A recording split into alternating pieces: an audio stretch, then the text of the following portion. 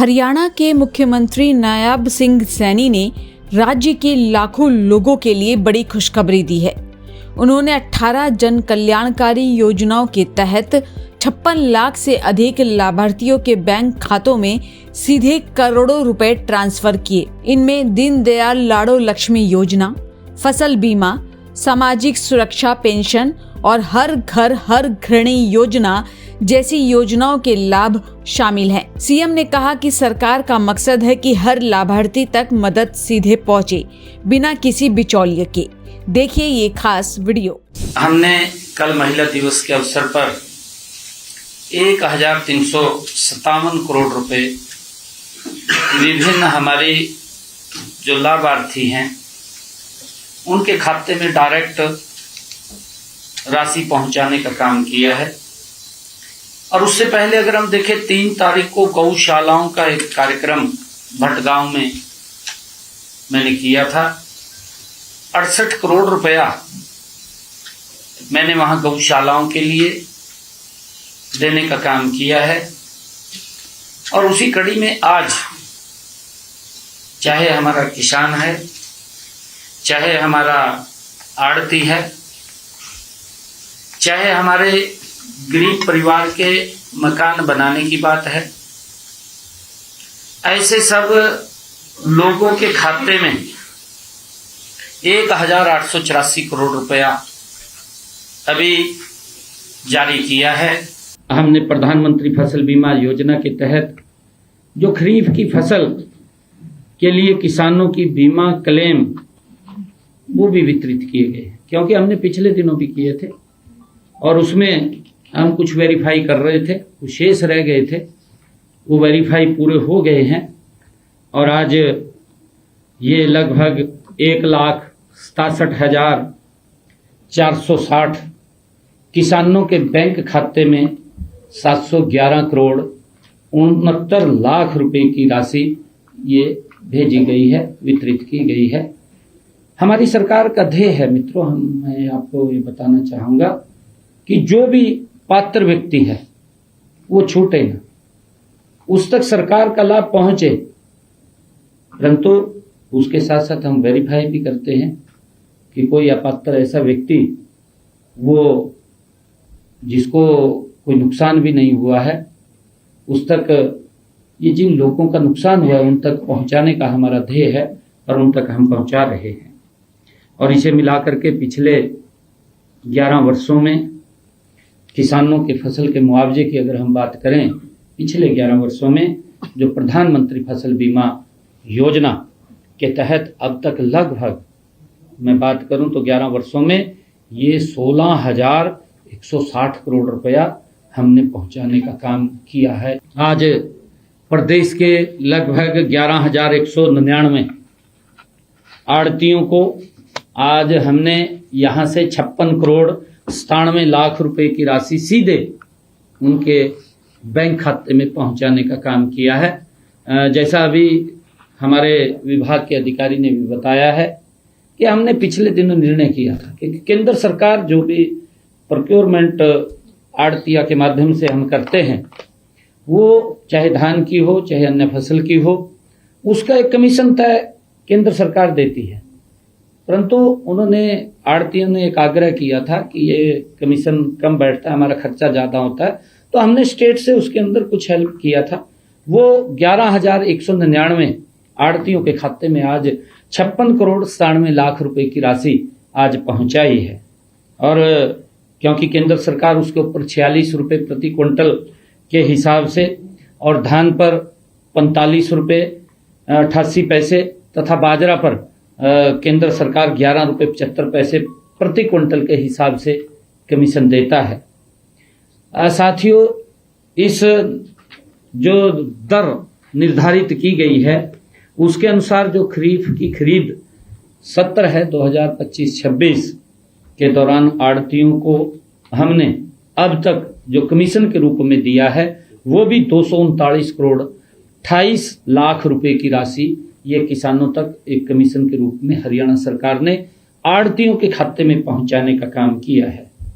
साथियों, इसके अलावा हमने प्रदेश के आड़तियों के हितों को भी ध्यान में रखते हुए रबी 2024-25 से गेहूं, धान और बाजरा पर आड़तियों को 55 रुपये प्रति क्विंटल की दर से कमीशन देने का ये हमने निर्णय किया है। और इस निर्णय के अनुसार मैं बताना चाहूँगा कि आज धान और बाजरा केंद्र सरकार द्वारा निर्धारित जो कमीशन है के अतिरिक्त राज्य सरकार से भी सीधे उन पर शेष राशि का भुगतान वो किया जा रहा है।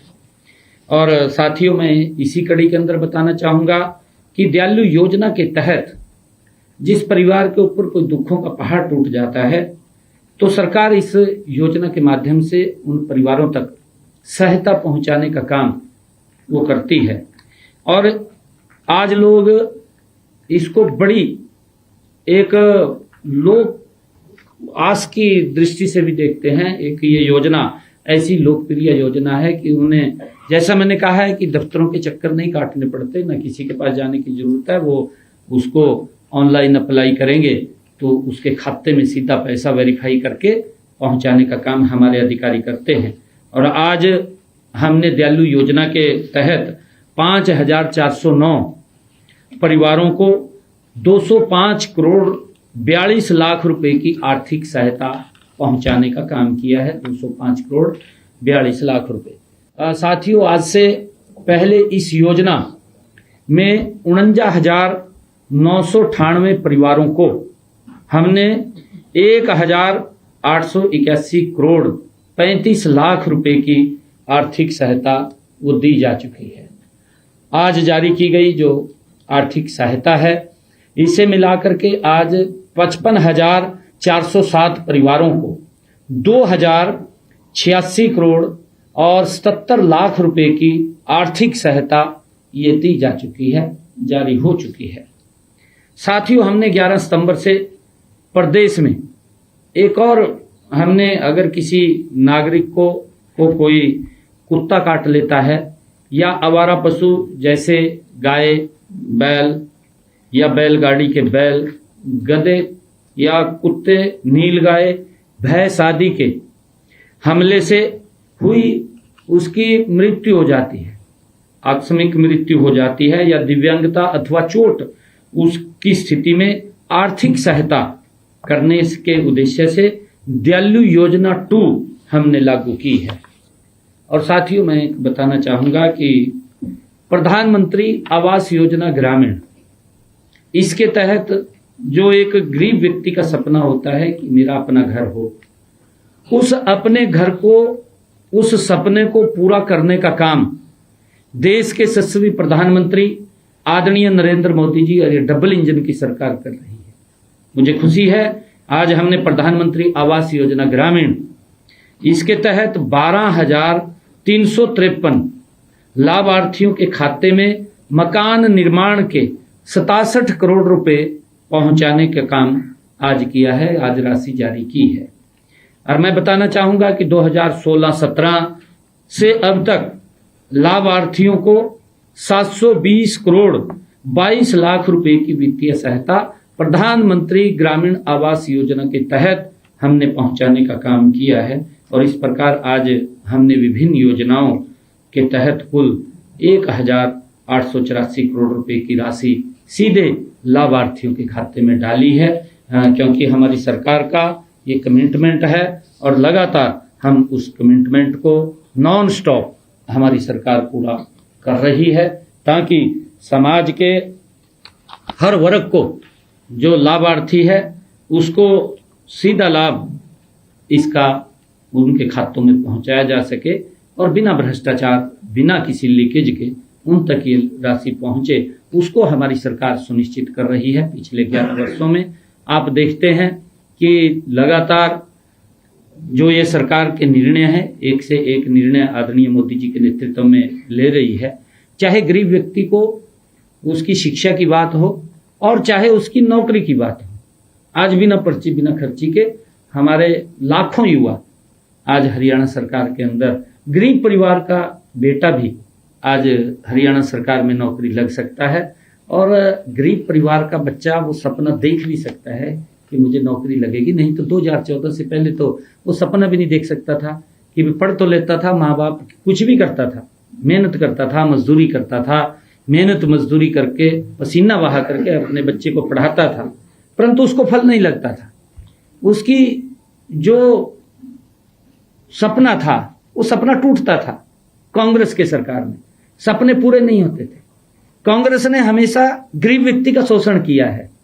इसने कुछ व्यक्तियों को जो उसके चहेते थे, उसके नजदीक रहते थे, उनको तो वो लाभ देते थे, परंतु उसको भी लाभ कैसे देते थे कैसे नहीं देते थे वो सब जानते हैं। परंतु हमेशा कांग्रेस ने गरीबी बढ़ाने का काम किया है, परंतु आदरणीय मोदी जी के नेतृत्व में लोगों को उभारने का काम और गरीबी से बाहर निकालने का काम निरंतर हमारी सरकार कर रही है। अगला स्टेशन आपकी मनचाही मंजिल खुशहाली है। खुशहाली के दरवाजे चारों ओर से खुले रहेंगे। किसान इंडिया के साथ यात्रा करने के लिए आपका धन्यवाद।